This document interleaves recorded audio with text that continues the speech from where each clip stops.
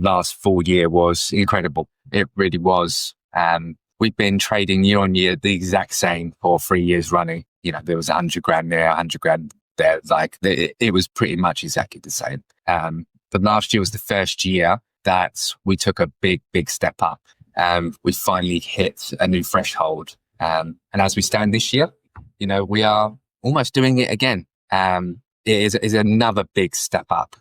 Not treading water when I think the rest of the industry, especially in luxury, are down year on year. We are trading 30-40% up again.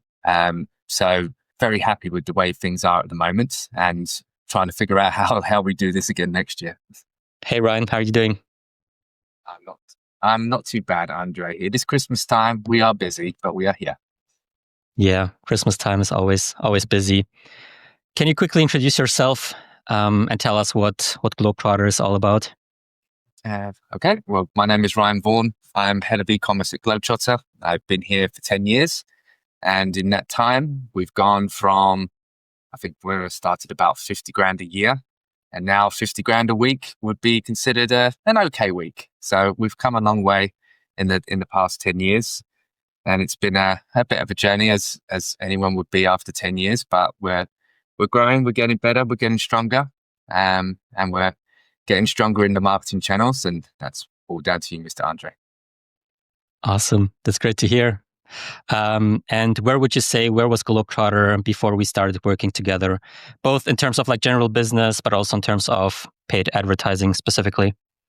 It was an interesting story by the time we met each other and you come on board. Globe-Trotter was bought out by a consortium day after lockdown, which was great timing.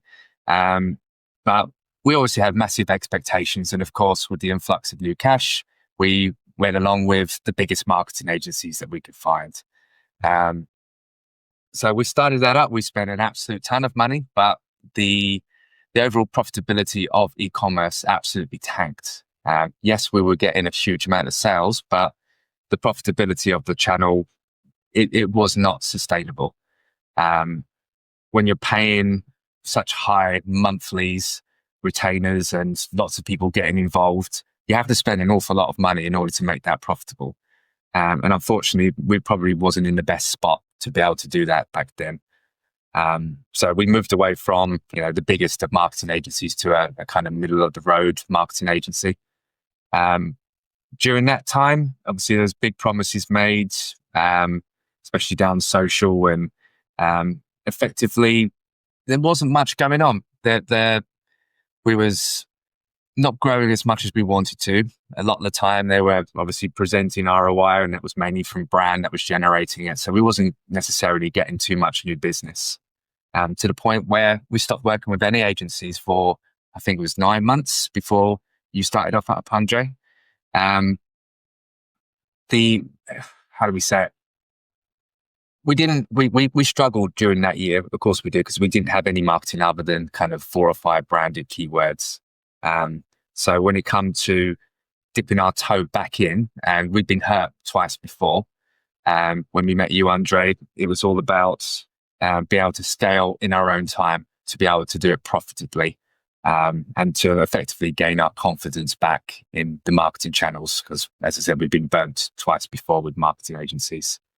I think we started up November a couple of years ago, and we had an immediate impact. Of course, we did the usual stuff, but that's the first time we moved into Performance Max. First time that you had a good look through all of the email flows and gave you suggestions and your checklist for the website. And we had a great Christmas. It was one of the best Christmases that we had that year. And it gave us confidence to start scaling from the start of, 2023 as a full year. And that's exactly what we did. And we grew and we grew and we grew. And even though we had 40% year-on-year budgets, we hit it. Like, I don't know how we hit it, but we hit it. And no doubt a big part of that was, with the scaling from, minimal marketing spend to the mix that we had, enabled us to hit that, but more importantly, to do it profitably, which we'd never been able to do before. Yeah. And what would you say, what made you partner up with us initially? Because you mentioned like previously you've been burned by two agencies, and you've been working with like the biggest or like very big agencies and middle-sized agencies. Like what made you give us a try? I spoke to a lot of people. I think I responded to one of your emails. And I was in the process of trying to talk to as many people as I could at that time. But you always gave me a good feeling. But I think for what we wanted to do, and for the budgets that we wanted to play around with, like you can't play around with, small money when you're paying someone 10 grand a month, like it was. So it was good for us to be able to have the monthly retainer that we had in the deal we had with you, because that enabled us to test granularly. It just enabled us to not be forced to spend large amounts of money just to be able to pay for the marketing agency. And that is what it was at the very beginning. Of course, as time went on, we were spending the same amount of money that we were doing with those guys, but we scaled it and we understood what we were doing. And more importantly, we kept that ROI figure where we needed it to be to pay for everything and to make sure that it wasn't costing us more money than we were gaining back from the new sales. Yeah. And generally, what would you say, like, how's the experience working with us? I'm sure there's lots of people behind you, Andre, but I only ever speak to you in all the different countries that you are. It's always been a pleasure working with you. You know that. You have I consider you a friend as well as someone that we work with. Of course, there's other people at Globe-Trotter. There's people from the marketing team as well as the e-commerce team. But you've always been there on the other end of the phone or the other end of a Teams call, even though you don't like Teams. And then hate it. That's fine. But you came to Teams for us, and we respect that.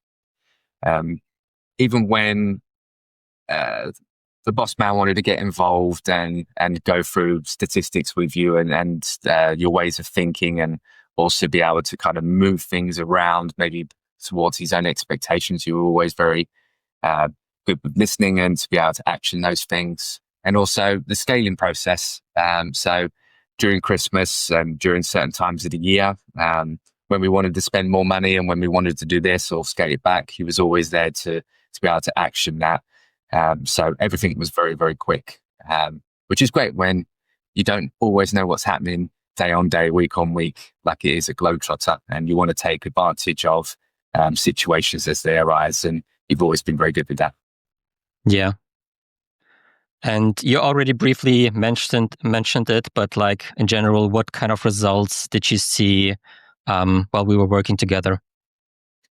Well, the prior year was the last fiscal year, and that's when we really took off.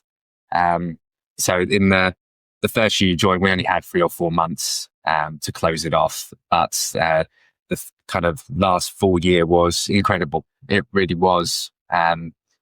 We've been trading year on year the exact same for 3 years running. There was 100 grand there, 100 grand there. Like it was pretty much exactly the same. But last year was the first year that we took a big, big step up. And after not treading water, but not exactly growing the way we wanted to over the past 3 years, once you had a full year to do what you do, and we had a full year to do what we do, we finally hit a new threshold. And as we stand this year, we are almost doing it again. It is another big step up. Not treading water when I think the rest of the industry, especially in luxury, are down year on year. We are trading 30-40% up again. So very happy with the way things are at the moment, and trying to figure out how we do this again next year. Yeah. That's always the challenge. The bigger you grow, the faster you grow, the more ambitious the goals for next year. Yeah, and we have to keep finding new ways of hitting those targets. But at the same time, for e-commerce, it's the easiest one to scale. I mean, we have bricks and mortar stores and department stores. We're in Harrods. We're in lots of stores in Japan. We've got stores in France. It's hard to scale those. But if you get your marketing right in e-com and you've got a great product, then that's something that you can, double your business if you get it right. We're almost 30-40% a year. Amazing. How the hell do we do 2 or 3 times the business? And you can do that with e-com, but you can't do that with bricks and mortar stores. And I think marketing is the only way to really do it. Yeah. So would you say the service helped you with what you were struggling with before, like when you were working with the other agencies, or for the year where you didn't work with any agency? Yeah, that was the step up. So when we worked with the other marketing agencies, of course, you had lots of people on each team's call. There was lots of information, lots of noise, so to speak. But again, you're paying for all this additional manpower, if you will. But ultimately, you have to be spending and getting that back to pay for it. And I think marketing has changed a lot over the past few years. Like even I used to do it like 10 years ago. Everything was manual. You'd have to set everything up manually, try and find some tools to be able to do some uploads and whatnot. But these days, I think, one man or a small team can do as much as a whole agency used to do 10 years ago. So why have all those overheads when you can keep yourself lean and be able to use the channels and their own optimizations and their AI, etc., to gain the results that you're after. Yeah, I agree. Was there anything that surprised you about our service, or did you have any misconceptions before we started working together? No, I think I know that I should have lent on you more. I know that with the experience that you have and working with lots of different brands, like I'm in an island. I only see what's in Globe-Trotter. You get to see what lots of other brands do, what they're talking about, what their results are, what's working for them. And that's what working with agencies is great, because they have a much wider scope of understanding, whereas people sitting merchant side just understand their own world. If I was to go back in time, I would have lent on you more for other areas, but as it were, you concentrated on the marketing side, and that had been a massive success. I'm an e-com, someone lived in marketing and was looking after things as well, but from a purely e-com perspective, I wish I would have lent on you more. Yeah, and especially in the beginning, I think we were working closer together. But then at some point it just faded a little bit, and we were completely focused on the marketing side of things and not that close with you and the e-commerce side of things. Unfortunately, e-com team went down to one person. So unfortunately, I didn't have much scope for anything else, just reacting and keeping everything up at the time. So yeah. But if I had gone back in time, I probably would have been much closer than we had been. Yeah. And what would you say to another brand that is thinking about working with Holo Growth, but is still not sure whether it's the right fit for them? I don't think our story is unique with working with lots of different brands and different agencies and being taken in by the promise and the nice sofas and whatever else that they offer. We were burnt and we needed our confidence back. And you certainly gave us the confidence and enabled us to scale to different heights than we've done so. And not be pushy about it, because the whole point of Holo Growth is to do things holistically. And that is exactly where we were at the time. We couldn't just push buttons and scale to new heights. We were run by a finance guy. We have to do things profitably. And that's always been the main catch with you, I think. And for most brands, it used to be all about growth. That's what everyone was always fixated on. But the past 2-3 years, that has changed. everyone that I speak to in the e-commerce forum and at events, etc., just goes to show that everyone is now moving to a more, how do we say, not logical, that's not the right word. But it's not about growth for growth's sake. It's about doing things sustainably. Yeah. That's what you gave us. You enabled us to do it sustainably. And now we'll be pushing you to give us more. Yeah. Because if you just focus on growth and don't look at profitability, sustainability, and that like everything just works and everything can grow with the marketing spend and with the sales numbers, then it will just fall down again and something will break. And the business will collapse at some point. So it's important to find the balance between obviously still growing, but as you mentioned, making it sustainable. There are times to grow and there are times to do it safely. Like Christmas time, it's time to grow. Like just get those sales in. And it's different. And then in January, it will go back to a more concise strategy, so to speak. But you're always there to turn it up when we needed to, and then to put it back down when we needed to